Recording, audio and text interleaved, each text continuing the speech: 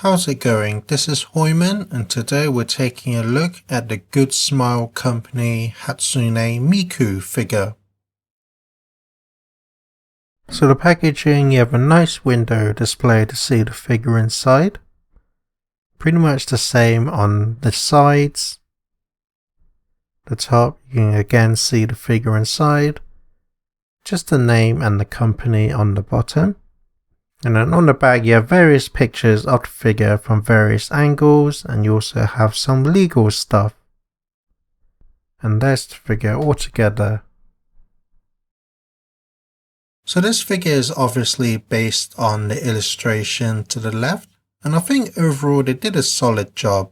They've really captured the pose, and the details on this figure are very accurate to the illustration as well. Pretty much everything that you see in the picture is pretty much present on the figure.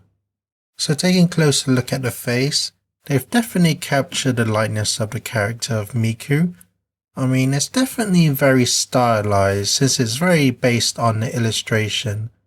So overall she has a very anime-esque feel to her, which is very accurate to the portrayal of the character anyway. And I think in terms of how it translated into a 3D figure, I think it definitely captures the likeness of her really well. The face is really well sculpted. The eyes have a nice glossy finish, and they have nice shading of various greens in there as well. They definitely sparkle against the light really well. Then you move on to the hair, which is probably the most eye-catching piece of the whole figure. And I especially like that it's actually molded in nice translucent, sort of a turquoise color. Definitely adds a really nice glossy and shiny effect to the overall figure. But despite that, you can still see the strands in the sculpt of the hair to kind of give it some definition. And there are even some darker shades of green just to kind of bring out the details a bit more. And then the creases of her hair continues into her ponytail. So on the back you can see all the strands of the various parts of the hair. And this part here is actually made from a softer material, so you don't have to worry too much about the hair breaking here. But then you move on to a really long pigtails, which are really nicely sculpted and detailed. And again, they are molded in the translucent plastic, so it has a really nice effect to them. And you can even still see all the strands to really give it some definition. And this part here is pretty soft, so you don't have to worry too much about it breaking. And this piece here is pretty sharp, but at the same time it's not going to cause any real damage really.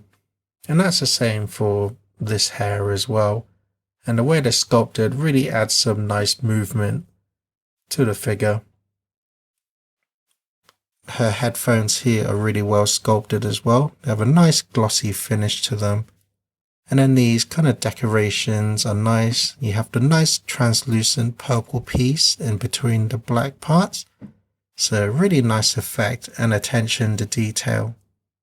So moving down to the torso, definitely really well sculpted. You can see all the creases and folds to give it a really realistic look to the clothing.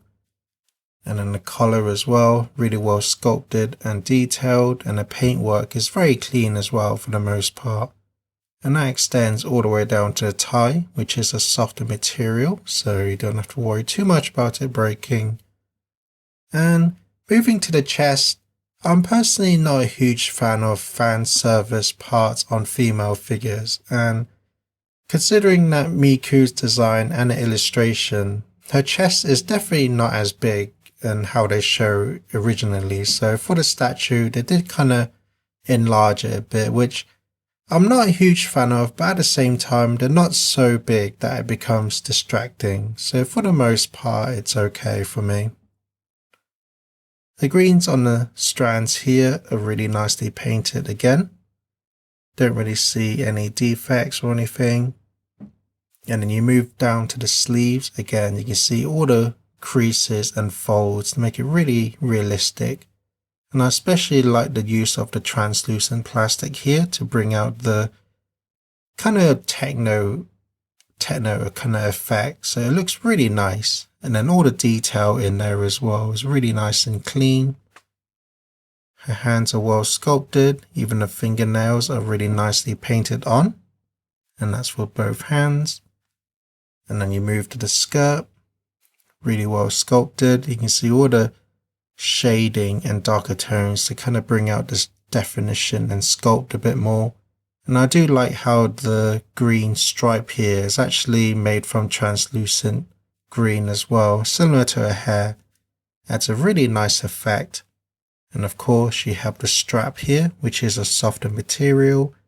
And again, we come to the fan servicey part, so the skirt is a bit shorter than I would like, but overall it's fine for the most part. Since you're mainly going to be looking at the figure from the front for the most part. Down to her legs, really well sculpted. I especially like the lighter tones throughout the boots. Adds some really nice definition. Adds a really nice effect. It's kind of like a pearly white, so it looks really nice, especially against the light. But of course, you have the sculpt work on the sides here. And then just between where the boot separates from her thighs, they've used the translucent green as well. So just that extra bit of detail looks really nice. And of course, you have these kind of green gems on her knee and ankle. That's a nice effect. And then the shoes themselves are really well sculpted with all the creases and folds. And then the heels are painted in a nice sort of glossy green. So it looks really nice for the most part. So overall, a really nice sculpt of Miku, and overall I'm quite happy with how the figure turned out. But yep, that's the figure. Let's take a look at the accessory. So the figure does come with a display base. Overall it looks very nice. So you have the logo and then the name of the character here as well. And then of course you have the two pegs. And overall it's got a nice glossy finish to the black base. But unfortunately on mine there is a scratch here. So hopefully yours won't have that if you do plan to buy this figure. But overall the stand feels pretty well built and it's going to support the figure pretty well. So to assemble, you simply just line up the pegs on the holes on Miku's feet.